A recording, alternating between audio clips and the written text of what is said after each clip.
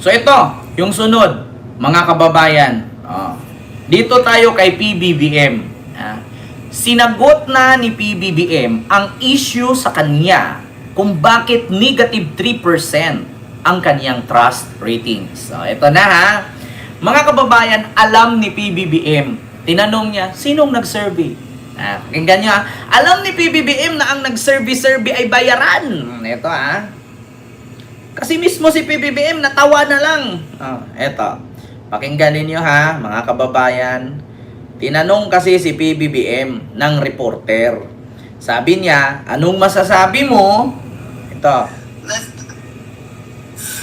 According to the latest Pulse Asia survey, your trust rating is significantly lower than that of Vice President Sara Duterte and former President Duterte. And the previous surveys also showed a pattern of decline in your ratings. Can we get a Wait, what survey? Pulse Asia survey? Pulse? Yes. Can we get your comment on that? Di ba? What survey? What survey? Pulse Asia survey. Pulse? Kumano na lang si BBM. Bakit? False kasi. Kaya sabi ni BBM, alam na.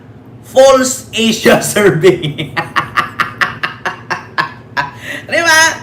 Kaya buti nga hindi sinabi ni PBBM, basahin, intindihin nyo yung pangalan. Pag sinabi mo ng False Asia survey, alam nyo na. False. Di ba? Kaya nang umiti na lang si Marcos. Bakit? False Asia survey. Sa pangalan pa lang, false na eh. Diba? Alam na. Diba? Hindi nyo ba na-gets, mga DDS? Kaya tumawa si Marcos. Kasi sa pangalan pa lang ng survey, false na. Dapat pulse, ha? Pulse. Ayan o. Pakinggan nyo, ha? Pakinggan nyo. According to the latest Pulse Asia survey, your trust rating is significantly lower than that of Vice President Sara Duterte and former President Duterte. Masakit si Marcos bumawi. And the previous surveys also showed a pattern of decline in your ratings. Can we get a What survey? Pulse Asia survey? Pulse? Yes. False? Can we get your comment on that? Madami pang survey. Just Diba? don't base it on one. Sir, follow-up lang. How do you plan to arrest yung decline in your surveys? Well, again, let's look at the other surveys before we act. Know your source. That's always imperfect information makes you make imperfect decisions. The more Diba? perfect your information, the more Anong sabi ni BBM? Tignan ninyong mabuti yung mga nagsisurvey. At kailangan, yung mga sinisurvey, kailangan nakita nila yung katotohanang impormasyon or yung mga impormasyong tama. Kasi kapag maling impormasyon ang makarating sa tao, mali din ang survey na maibigay nila. 'Di ba? Tama naman si BBM. Bakit? Kapag wrong information ang naparating doon sa sinurvey mong tao, kaya ang maibigay niya sa survey, mali rin. Mali ding impormasyon ang kanyang mai-react. Katulad niyan, ang sabi, nangako daw si PBBM na gawing 20 pesos ang bigas. So ngayon umiiyak ang mga DDS, naghahanap kung nasaan ang 20 pesos na bigas. Ngayon nung inilabas na at ginawa na ng 20 pesos ang bigas, ang sagot naman nila, 20 nga, mabaho naman. So anong expectation nyo sa bigas na 20? Japanese rice? Louis Vuitton rice? Chanel rice? Prada rice? Gucci rice? Diba? Noong ginawang 20 pesos ang bigas, ang sabi agad, 20 nga, mabaho naman. Anong expected nyo sa 20? Diba? Nung panahon nga ni Digong, ang bigas 80, ang gasolina 90, hindi naman kayo nag-react.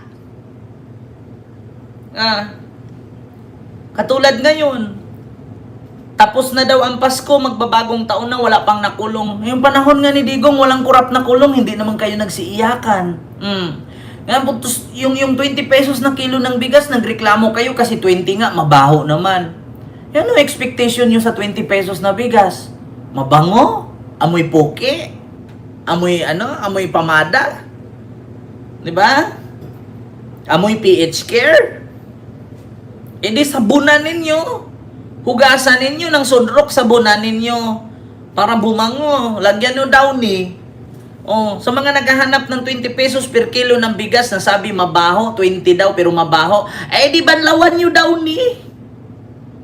Para pagsaing mo, amoy Downy, di ba? Oh, amoy Velvet, amoy Dior, di ba? Ganun lang naman kasi, di ba?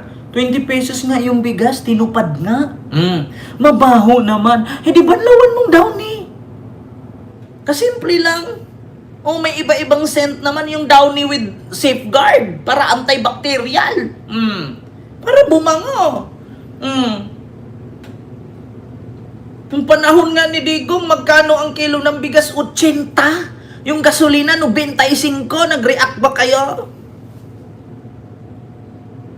Kaloka. Kung gusto nyo bumango yung bigas, lagyan nyo epicacent. Diba? Patakan nyo 3 patak epicacent. Yun ang sabi ng mga DDS. 20 pesos nga ang bigas, mabaho naman. Di patakan mo epicacent. Yeah, tignan mo, di pag-ahon mo, amoy matanda na kinakabag. Diba? Oh, gusto yung bumango, lagyan yung epicacent. Hindi kaya Pau di Arco. Tapos pagbukas mo sa, amoy matanda na nababad sa aircon. Yeah? Amoy epicacent. Puga kay mga DDS kayo. Kaya tignan nyo ngayon, si PBBM, di ba? Oh, tawang-tawa. Anong survey? False Asia. False? Di ba? Tinawanan lang kay ni Marcos. Bakit? Kahit mag-negative 0 yan si Marcos dyan, mag-negative 10. Si Marcos pa rin yung presidente. Oh. Si Sara mananatili pa rin tanga. Di ba?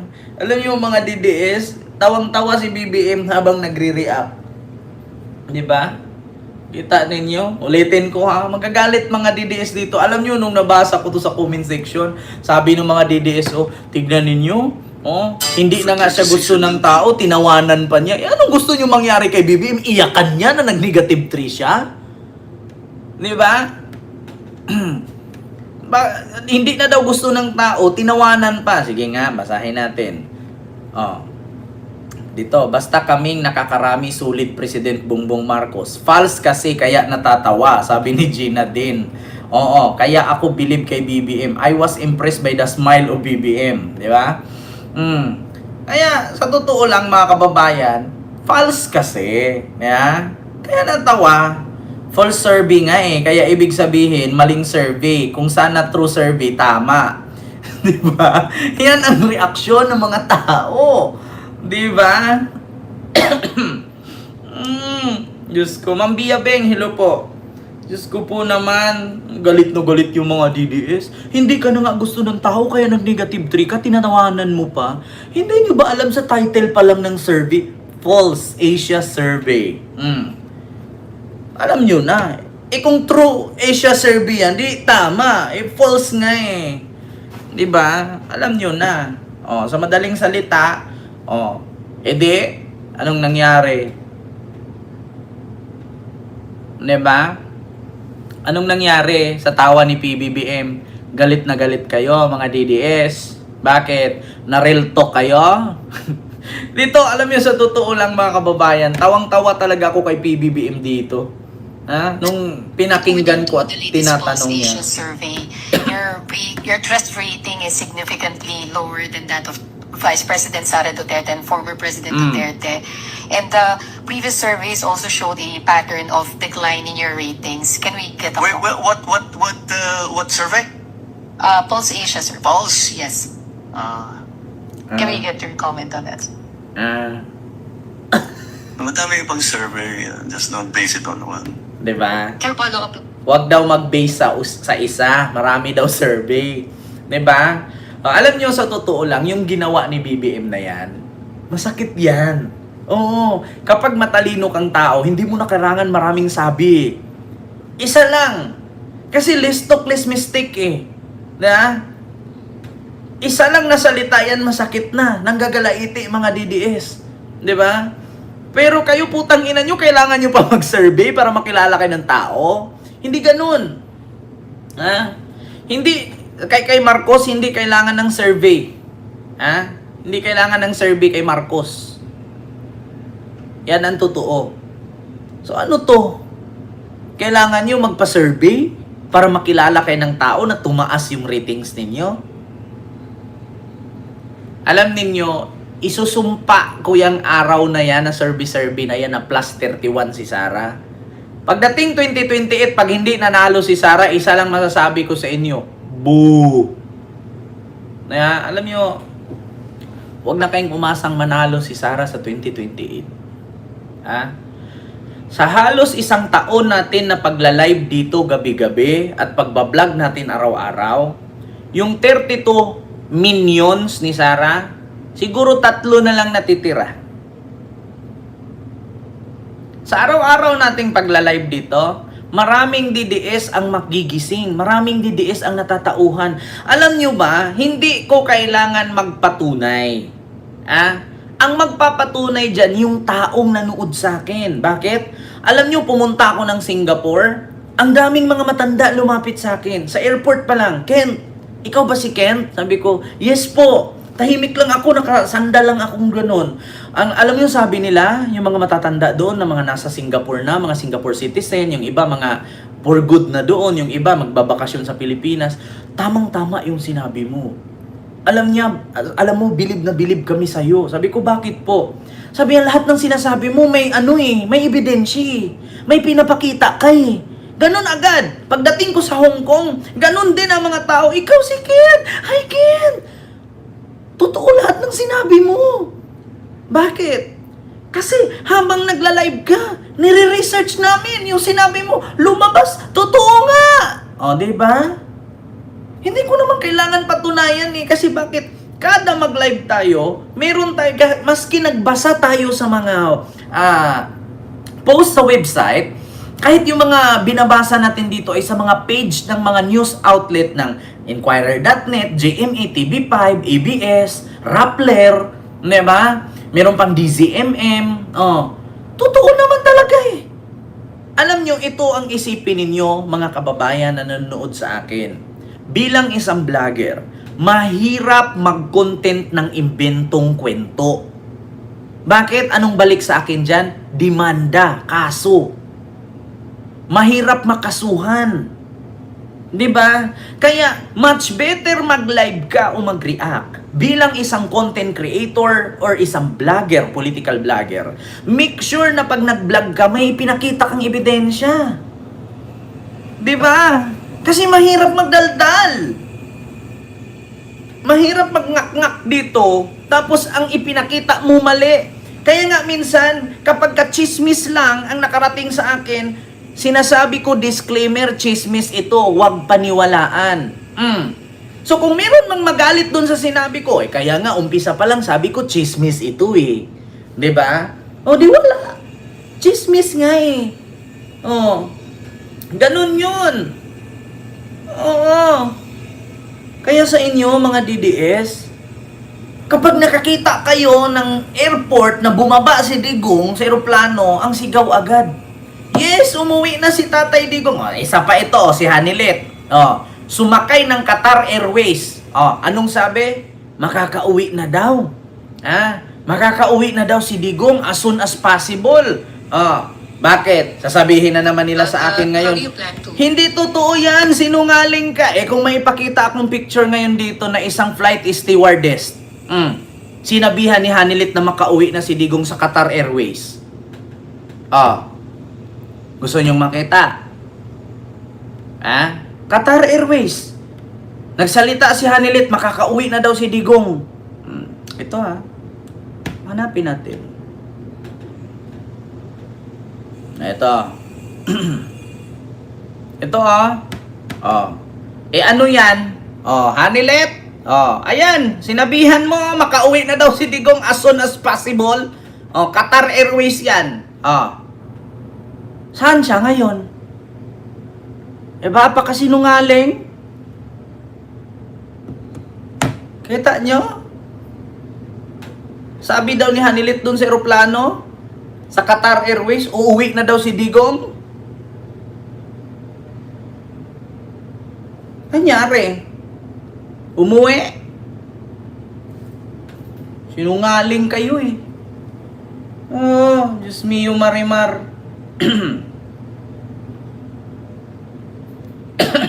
Kahapon lang yan.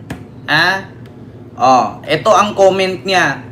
This is my best friend from TDS. Ha? Purser siya sa Qatar Airways. And nisakay si Hanilit sa kanila kahapon, malapit na daw umuwi si Digong. 'Di ba? Kita nyo yan? Ma'am Ginger T, hello po. Oh, lahat dito, mga kababayan, kapag ka meron tayong biik na walang puwet na nagpaparating sa atin, tigilan nyo yung mga ganyang fake news ninyo. Paaasahin ninyo yung tao. 'Di ba?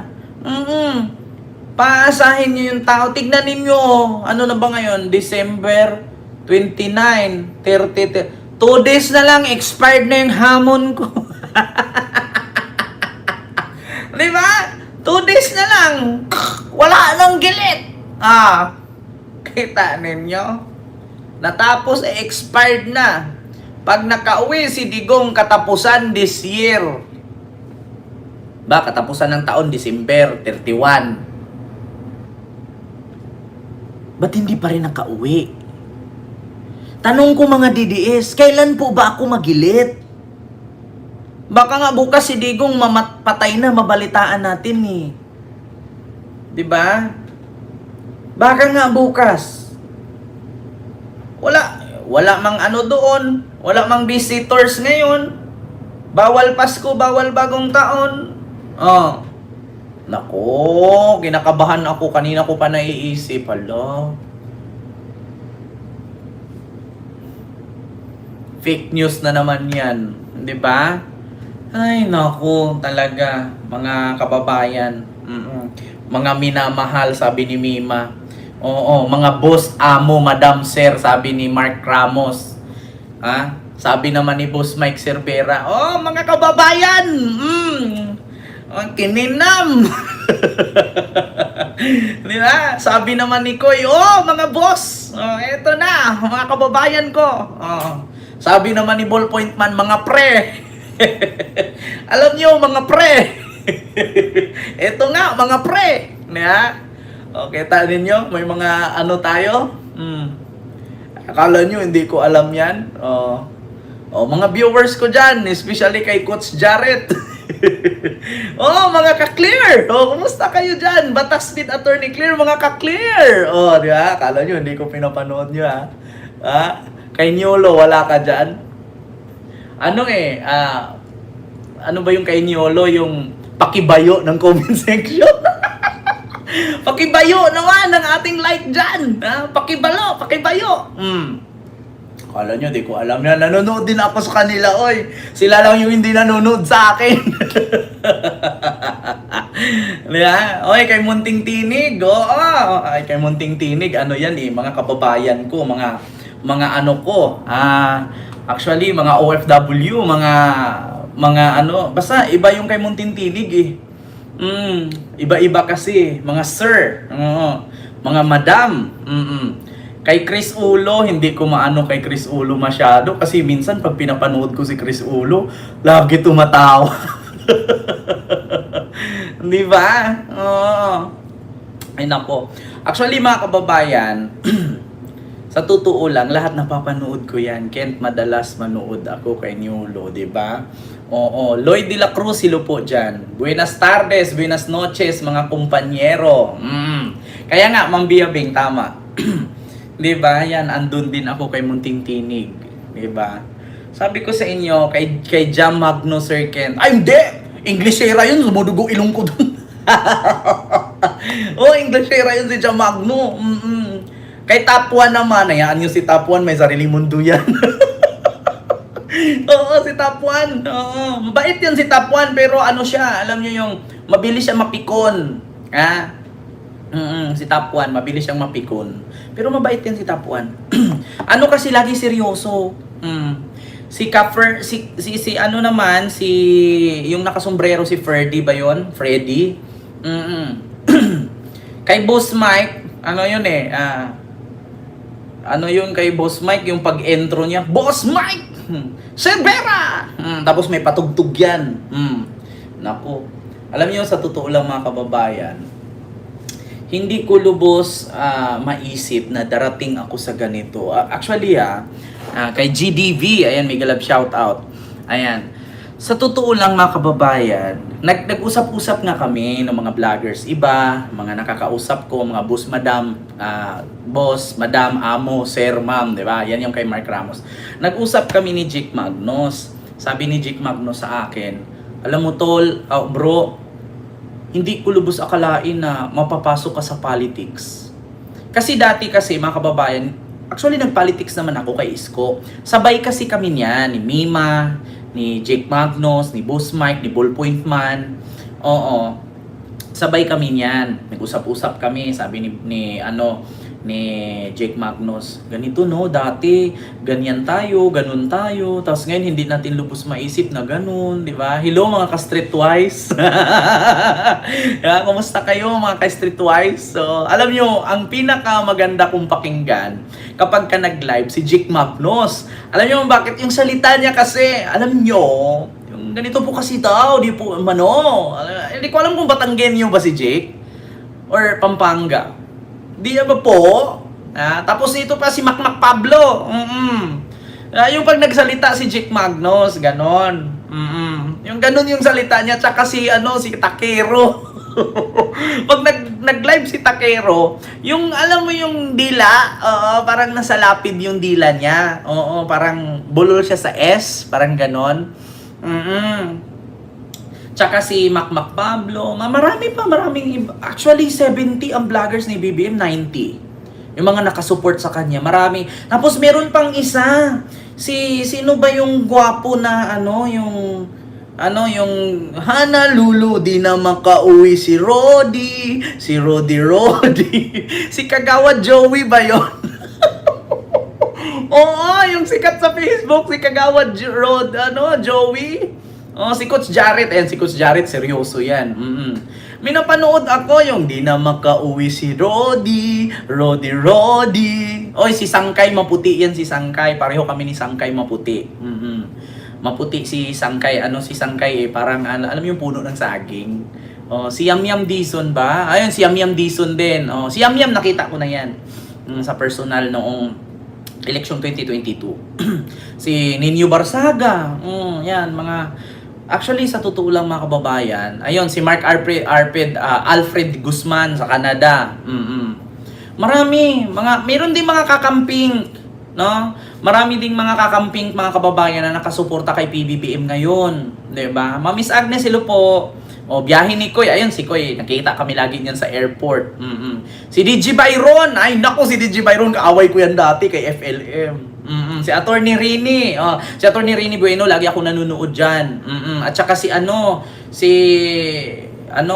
Santa Maria na attorney.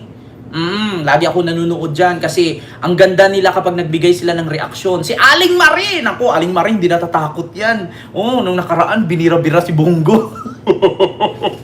Si Diwata. Sinong Diwata? Si Diwata nagtitinda ng yun. Nagtitinda ng Paris yun. Si Ballpoint Man. Ayan, kakilala ko si Ballpoint Man. Si Attorney Mel Santa Maria. Ayan. At saka si si Attorney Insurrecto. Ayan. Richard Increase. Ayan. Basta lahat ng mga ni PBBM. Si Antonio Contreras. Si Antonio Contreras parang naman yun, Sir Elijah. Nagpo-post lang, parang website lang. Ayan, si Benji Contreras. Ayun, lagi ko yan. Lagi ako nagko-comment dyan. Kay Benji Contreras. Yung pang damit ng snow. Ayan, si Romel Ronquillo. Ayan, Sangkay Janjan. Ayan. Mario Mangubat, hello po sa iyo, sir. Kay Ma'am Sheila. Ayan, si Direk Freddy, Batang Maynila. O, si Batang Maynila. Si Kakopi. O, si Kakopi ang tangos ng ilong niyan. Oo. Alam nyo, pag pumayat si Kakopi, gwapo. O, kasi ang tangos ng ilong. Si Banat Boy. Ayun, magaling yan si Banat Boy pagdating sa mga OBS, yung mga style niya sa ano. O, yung Quadcom, sila ano, si Chinese, tapos si Models, tapos sino pa yung isa, si Adrian. Tapos, meron pa akong pinanood isa, si Christian Isguera. Oo. Usapang Tito Manny. Ayan. Oh, pinapanood ko din yan. Tapos yung mag-ama na tumakbong mayor ng Maynila. Si Dante Marabeles. Oo. Biyahe ni Koy. Si Fiscal AJ. Ayan, marami sila. Si Mima. Ayan, si Mima. Lagi akong nanonood. Ay, Mima. Si Go Philippines. Ayan, lagi kong pinapanood. Si Attorney Libayan. Hindi naman ano si Libayan eh. Kinontent pa nga ako niya ni Libayan. BBM ba si Libayan? Si Admin Rich. Ayan, nandiyan pa nga si si Mami Peng. Pinanood ko din yan si Mami Peng. Si Inaro. Ayan, sabi ni Mami's Agnes, dati kasama mo si Rocky Rocha. Hindi naman sila nag-politics, ma'am. Ayan, si Nico David. Si Nico David, laging nababas. Bakit ganun? Si Maestro Paul. Ayan, DDS si Libayan. Si Kristan. Ayan, si Kristan. Si Annie Sipcon. Ayan, at saka si yung kanina yung babae, Attorney Claire. Ayan, lagi ako nanonood kay Attorney Claire. Si Simple Tokis. Ayan, at sang kay Janjan. Magkapatid na Benji at Antonio. Ayan. Basta lahat mga kababayan, naiikot ko yan. At saka alam nyo ba, ganito yan. Alam nyo ba minsan kapag wala akong content, si Bagong Lipunan, minsan si Bagong Lipunan hindi ko rin niya naaano eh. Kasi minsan hindi ko maintindihan. Nagpo-focus kasi siya sa isang content minsan eh. Si Vlogcaster, ay nako minsan, si Vlogcaster, wag po kayo dyan. May something yan si Vlogcaster. Kasi nung nakaraan, binira niya si Boying, binira niya si PBBM. Nag-comment nga ako dun eh. Sabi ko, lumabas na yung kulay mo, nadidiis ka. Pero actually, makaisko yan siya. Si Vlogcaster Arman din, nung nakaraan, naano ako sa kanya. Si Fables, Meron pang isa, sino yung isa, yung reporter na nagalit? Nakalimutan ko yung pangalan.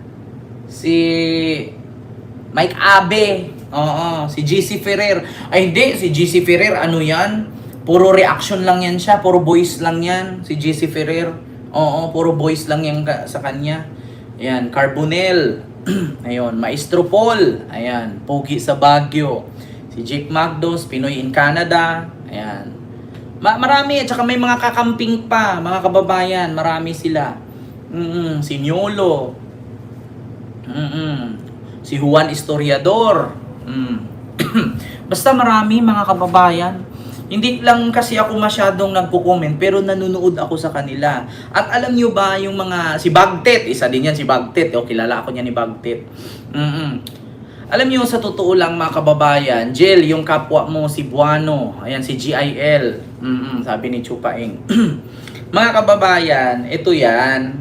Minsan kapag wala akong topic, si Blackbird, yung trans ba yun siya? Pero sa Facebook yun malakas eh.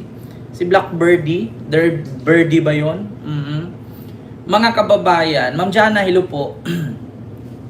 Yung si Buana nakakamping, ayan, si Rubber Adventure, ayan, si Jake, daming ads, ayan, salamat po, Richard Hidrian, ayan, si Bagtit, sumama din kay Maharluka pero bumalik.